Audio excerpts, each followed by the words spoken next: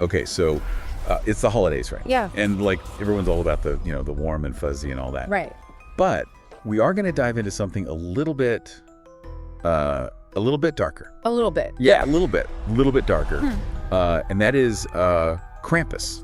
Krampus. Have you heard of Krampus? Oh, yeah. He's like the shadow of Santa Claus. Yeah, so tell me, like, what is it about this, like, beast-like creature that punishes naughty children? What is that all about? Well, it's interesting because he's actually part of, like, this whole holiday tradition in parts of Europe. Yeah. So we've got some really interesting sources that can kind of help us understand why. So we're gonna dive into that. Yeah. We've got articles on his origins and what his role is like in modern society, Right. and even how he's become like this pop culture icon. Exactly. So let's unpack this whole thing. Okay. Where does this guy even come from? Well, his roots go way back. Okay. Like way back to pre-Christian times.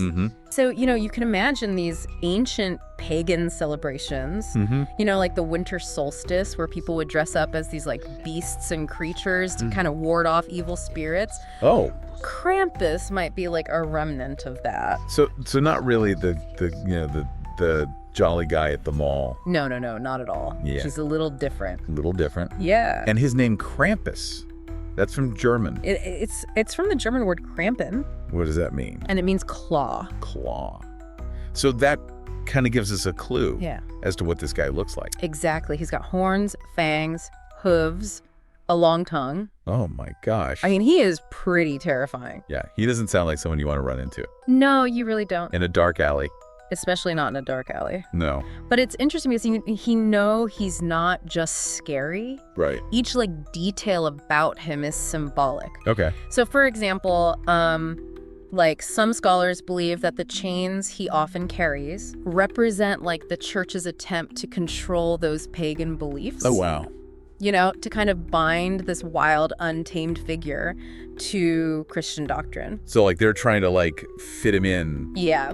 to this new belief system. Yeah, exactly. Like trying to tame him a little bit. Oh, wow. That's so interesting. Like this clash of, It really is. cultures. Yeah. And the bells he's got. Yeah. Those aren't exactly like jingle bells, are they? No, they are not. They're more like a warning, Oh, well. a clang that kind of announces his approach. Oh my God. And is meant to like send shivers down your spine. Yeah, I bet. He also carries birch sticks. What? Yeah, they call them ruten. Rootin'. Yeah. Okay. And those are for swatting anyone who misbehaves. So they're not just there for looks. No, they're not just decorative. Yeah. And sometimes he even has a sack or a basket. Oh, God. And it's not for presents. Oh, no. It's to carry away the worst offenders. Like he takes them away. He takes them away. Oh, my God. Yeah. So this isn't like a friendly figure? No, not at all. Yeah. So when does this guy actually make his appearance? When do we have to worry about this? So it's Krampusnacht? Krampusnacht. Yeah, December 5th, Okay. the eve of St. Nicholas Day. Oh, so they're like a duo? Kind of, yeah, you can imagine it. Yeah. It's dark, the air is crisp, Right.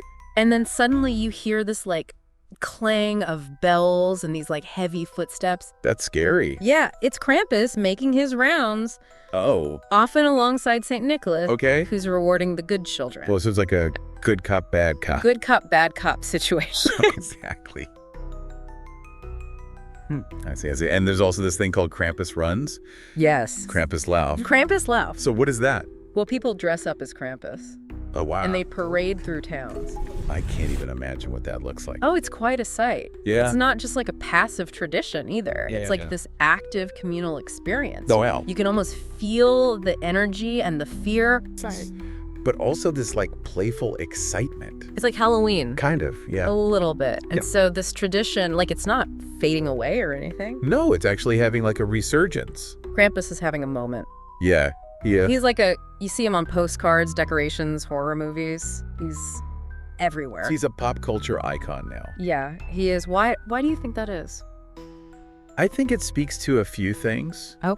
Maybe it's like a reaction to how commercialized Christmas has become. Right.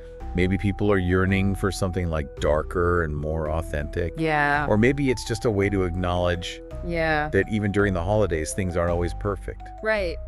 Life has its shadows, and Krampus, he kind of embodies that. Yeah, that makes sense. And it's like a stark reminder, too. Yeah. That actions have consequences. Exactly. Even when it's, the season of giving. Right, like he serves as this counterbalance to that, like, purely reward-focused holiday narrative. Yeah, like you better be good. Exactly. He's a figure of accountability. Interesting. Reminding us that, we have to own up to our actions. So is this guy a force for good, then? I mean, what do you think? I don't know. Despite that fearsome image, does he serve a necessary purpose? I'll let our listeners decide that. That's a good idea. But, while they're thinking about that, yeah. I'll leave them with something else to ponder. Okay. Are there other shadow figures like Krampus? Oh, that's interesting. In other cultures? Yeah. And how do different societies deal with this whole idea of reward and punishment? Especially during celebrations. Especially during celebrations. That's a good question. So think about that. Yeah. As you navigate this holiday season. Exactly. And maybe we'll revisit this topic later. Sounds good. Yeah. Okay. Right. Happy holidays to you too. Be good.